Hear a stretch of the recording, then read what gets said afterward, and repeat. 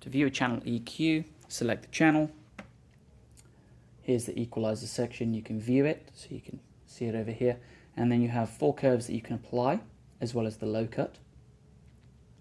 You can turn on the equalizer by hitting the EQ button, and there we can see a really high low cut has been applied. So I'm going to select it and then bring back the frequency.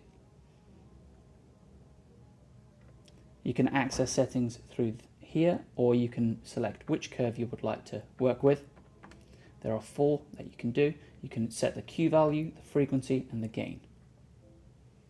You can also change what type of curve they are using the mode button.